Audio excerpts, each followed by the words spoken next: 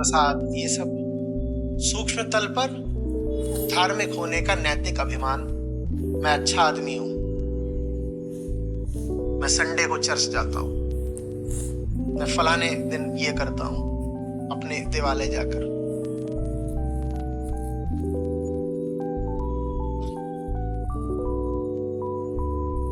धर्म की दिशा कामना की ही दिशा रही है।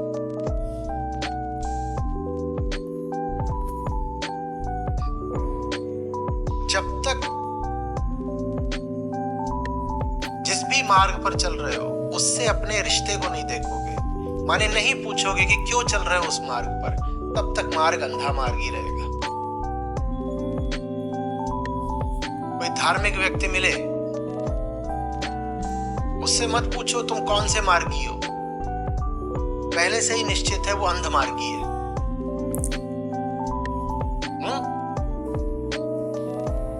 क्या ज्ञान मार्गी हो, भक्ति मार्गी हो, पूछने से फायदा क्या है? अंध मार्गी हो और मार्ग भी नहीं है तुम्हारा। कोई यूं ही आधे नशे में पहाड़ से फिसलता हुआ नीचे को चला आ रहा हो, उसने कोई मार्ग चुना है? ये कोई मार्ग है? नशा, रात और फिसलन भरी ढलान, इसको मार्ग बोलते हैं? मार्ग में कोई चयन होना चाहिए ना, थोड़ा होश तो होना चाहिए। फिसल रहे हो तुम किसी ढलान पर, इसको मार्ग थोड़ी बोलते हैं। ज्यादातर लोगों की धार्मिकता ऐसे ही होती है, वो किसी मार्ग पर यूं ही अंधे फिसल रहे हैं। फिर कोई अपने आप को फलाना योगी बोल देता है, कोई फलाना कुछ बोल देता है। कोई मार्ग नहीं है, ऐसे ही है। और उसी तरीके से जैसे आप धर्म के क्षेत्र में फिसल रहे होते हो, वैसे ही हर क्षेत्र में आप किसी से पूछो। अब जैसे हमारे यहाँ पर इतने सारे देवी देवता हैं, किसी को कोई पसंद है, बड़ी छूट है। एक मामले में अपनी संस्कृति बड़ी उदार है, सबको अपने हिसाब से देवी देवता चुनने की पूरी छूट है। और उसमें भी ये नहीं कि तुम एक ही चुन सकते हो, मोनोथीस्टिक, पैनथीस्टिक, पैनेंथीस्टिक। कोई बोल सकता है कि मुझे बस महादेव पसंद है, कोई बोल सकता है नहीं महादेव के साथ साथ मुझे विष्णु जी भी पसंद है, कोई बोल सकता है नहीं महादेव विष्णु तो ठीक है पर गणपति भी, और कोई बोल सकता है मैं तो कण कण में ईश्वर को देखता हूं।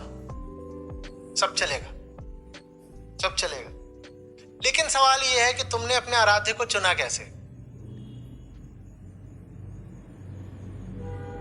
सुनने में बुरा लग सकता है, बुरा लगे तो क्षमा करिएगा, पर वैसे ही चुना जैसे हमने अपनी जिंदगी में बाकी सब कुछ चुना। चुना ही नहीं, चुना ही नहीं। जिस क्षेत्र में है वहां गणपति ज्यादा माने जाते हैं, तो मैं भी मानता हूं। मैं छोटा बच्चा था तब से मेरी दादी महादेव को पूजा करती थी, तो मुझे भी शिव बहुत अच्छे लगते हैं।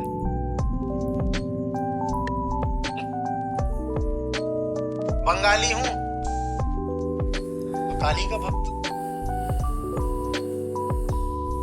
बड़ा मुश्किल होगा कि अर्जेंटीना के थे और दुर्गा की भक्ति करते हैं।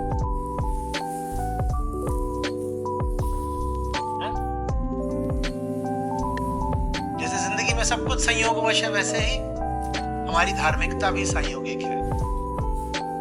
यहां भी वही बात है कि देखो कि कैसे तुम्हारी जिंदगी में जो कुछ है उसके पीछे बस एक कारण है, एकम पश्यति, और उस एक कारण का क्या नाम है? संयोग। जिसने देख लिया कि मेरा तो सब कुछ ही संयोगिक है, मैं जिसको अपना परमात्मा बोलता हूं मेरे जीवन में वो भी संयोगिक है, उसको समाधान मिल गया। मेरी बात समझो। कोई आ रहा है काबुल से, मैं उससे पूछूं हाँ भाई तूने उपनिषद पढ़े, तो अन्याय हो जाएगा। वो उपनिषद नहीं पढ़ेगा, ये उसी दिन तय हो गया था जिस दिन वो काबुल में पैदा हुआ था। संयोग की बात, उसने चुना नहीं। हमारे जीवन में सब कुछ तो संयोग है। तो जितनी चीजें हैं, जितने विषय हैं, उनको क्यों अलग अलग नाम भी दें?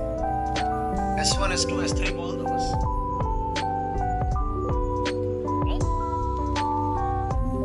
अच्छा, नुन्नू का क्या नाम है? S1। उसकी बहन आई है सुन्नी, तेरा क्या नाम? S2। तीसरा आ रहा है, उसका भी कुछ नाम ले लो, पुन्नू, वो S3, S1, S2, S3। धनिया कैसी आई तुम्हारी जिंदगी में? S0। वैसे ही हमारी धार्मिकता, हमारी आस्था भी संयोगिक है, क्योंकि अहम लगातार किसका गुलाम रहता है? संयोगों का।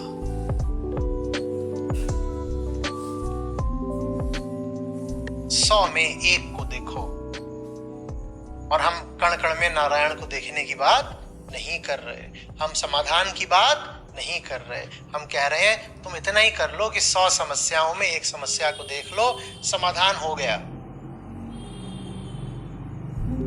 हम ये भी कह रहे हैं कि तुम जिन मार्गों को समाधान समझते हो, उन मार्गों को भी समस्या जैसा देख लो कि 100 मार्ग समाधान के वास्तव में 100 मार्ग समस्या के हैं, तो भी समाधान हो गया।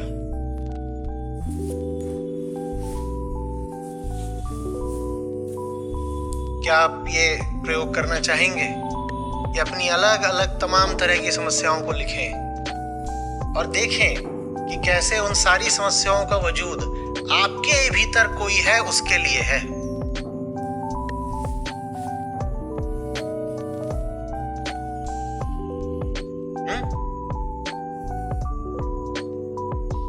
चलिए अब किसी को ले लेते हैं, वही एक है जो उसको नहीं छू पा रहा। उसके लिए एक समस्या तो ये है कि जो फिटर था ये गलत आदमी था और इसने साजिश करी है। ये जरूर CIA, मोसाद वगैरह की साजिश है कि मेरा अपमान करने के लिए इसको इतना ऊंचा लगा दिया गया, क्योंकि अगर मैं बच गया तो मैं इस पूरी पश्चिमी सभ्यता को मिटाने वाला अवतार था। तो मुझे हीन भावना से ग्रस्त करने के लिए इन लोगों ने इतना ऊंचा फिट कर दिया ताकि मैं अपने 5 फुट के कद को लेकर के एकदम हीन भावना में आ जाऊं और ये पश्चिमी सभ्यता किसी तरह से बच जाए। तो एक तो ये समस्या है। अब ये यहाँ से जाते हैं जूता खरीदने के लिए, उसने बोल दिया किड सेक्शन उधर है, वहां जाओ भाई। तो अभी ISI की साजिश है, ठीक है। ये एक अजीब सा कोलैबोरेशन है, इसमें मोसाद और ISI एक साथ काम कर रहे हैं और अहंकार किसी का किसी से भी कोलैबोरेशन करा सकता है, गठजोड़। अब ये कहीं भी कुछ भी है, टिकट विंडो में खड़े हुए हैं तो इनसे आगे वाला था, उसको टिकट दे दिया। जितनी देर में इन्होंने हाथ उठाया कि विंडो की ऊंचाई तक पहुंचे, उतनी देर में उसने पीछे वाले का टिकट काट दिया। कि वो इस हाइट पे बैठा है, टिकट विंडो में दिख ही नहीं रहे। और बहुत सारे काम हो सकते हैं। वॉशरूम में गए, वहां दुर्घटना हो गई। कितने तरीके काम हो सकते हैं ना। वहां पे उसी समय पर बास्केटबॉल टीम के सदस्य आए हुए थे, उनको दिखाई ही नहीं दिया कि घुटनों के तल पे कौन खड़ा है, तो उन्होंने तो ऐसे जैसे सर उठा करके सब खड़े होते हैं। लड़कों की आदत, नीचे देख ही नहीं रहे कि बेचारा टीटू। दुनिया पूरी खराब है। जिसने इस बास्केटबॉल के खेल का आविष्कार करा वो रावण का वंशज था। एक नया पुराण रचूंगा, ठीक। अभी बात देख रहे हो, तुम्हारे एक आकार की वजह से कैसे दुनिया भर की 100 समस्याएं तुम्हारे लिए खड़ी होती हैं, और सबको तुम अलग अलग मोटिव एट्रीब्यूट कर दोगे।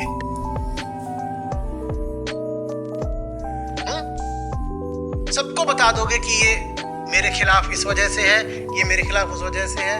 तुम जैसे हो, तुम वैसे ना हो, तो कोई भी तुम्हारे खिलाफ तुमको क्यों लगता। और पूरी दुनिया को अपना दुश्मन मानने की बजाय तुम एक बार स्वयं को क्यों नहीं देख सकते।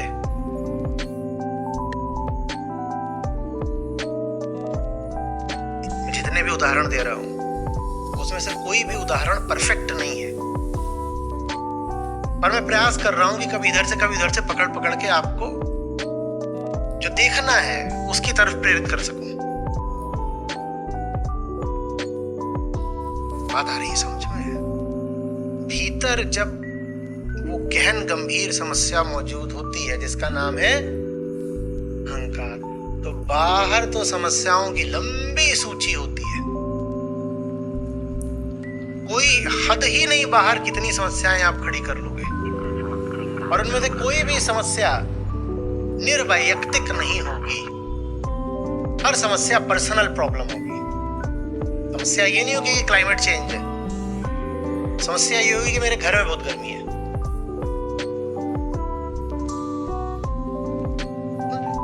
Personal ego, personal problems. कोई अगर मिले जिसको बहुत सारी पर्सनल प्रॉब्लम्स हो, प्रॉब्लम से समस्या नहीं है, निष्काम समस्याएं हैं अगर दिख रही तो बहुत अच्छी बात है, अब करुणा उठेगी, क्योंकि जो समस्याएं दिख रही हैं आपको अपने लिए नहीं दिख रही हैं, जगत के लिए दिख रही हैं। ये तो बुद्धत्व हो गया। गड़बड़ तब है जब बहुत सारी समस्याएं और सारी समस्याएं व्यक्तिगत है, मेरे लिए है। हाँ, इसने मुझे डरा दिया, वो मेरा दुश्मन है, वो मुझे छीना झपटी कर रहा है, वो नोचना चाहता है। उस एक दुश्मन को देख लो, इतने सारे दुश्मन मिट जाएंगे। एकम पश्यति, भीतर के एक दुश्मन को देख लो, बाहर के सारे